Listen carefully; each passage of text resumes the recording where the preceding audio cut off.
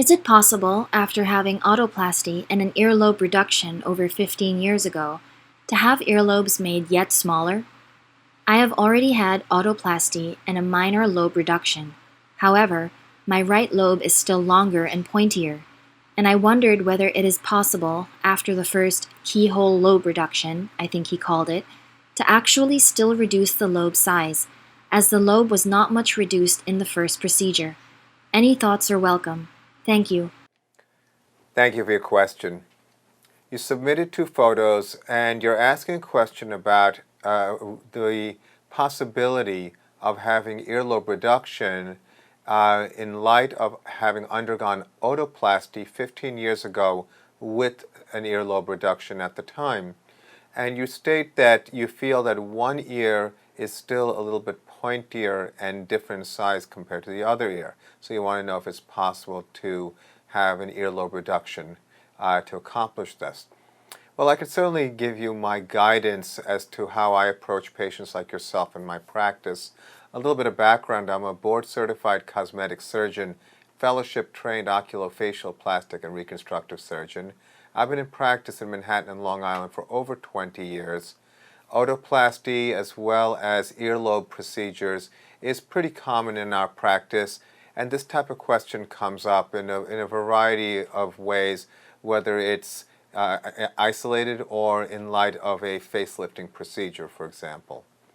So to begin with, just to kind of go over the original principles of otoplasty, which has some relevance with this question in terms of the earlobe. Basically, we look at the ear in thirds, and we look at the relationship of the upper, middle, and lower third, and look at the relative prominence of the earlobe. And what I would want to ask you, and of course this is in the absence of a physical exam, is do you feel that the pointiness of the earlobe really makes it look that much longer? You know, a lot of times people, as everyone gets older, their earlobes start to thin out a little bit. And when they thin out, they become a little bit floppier and thinner and maybe slightly longer in appearance. But interestingly, volume correction in the earlobe, such as use of fillers, can actually improve the volume in the earlobe. Now, that being said, as far as the basic premise of your question, can additional earlobe surgery be performed in light of previous earlobe surgery? The answer is yes. You can undergo some type of earlobe reduction, and there are a variety of ways, and there are different approaches, and essentially the goal is basically to create a contour that looks natural and also is consistent with the symmetry with the other ear.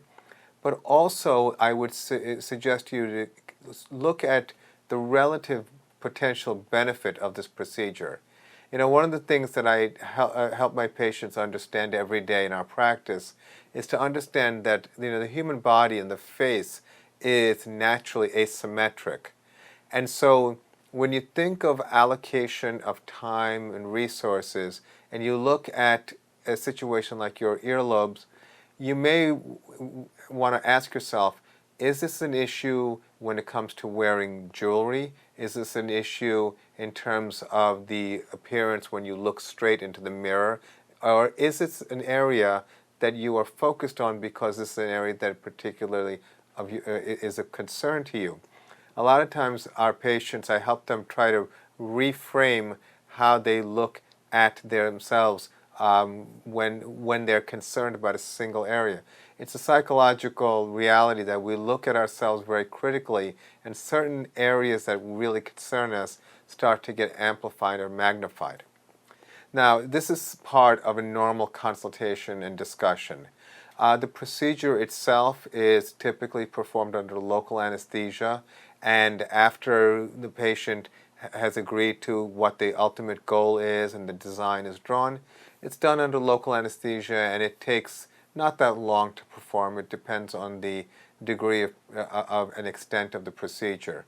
So meet with qualified, experienced cosmetic surgeons and see what your options are. Again, look at the ideas again of not just reduction, but also about volume correction. And sometimes you can do both, certainly, if the earlobe is thin and long, and then you actually reduce it and create a nice shape, you may find that a little bit of volume also makes the earlobe look really nice.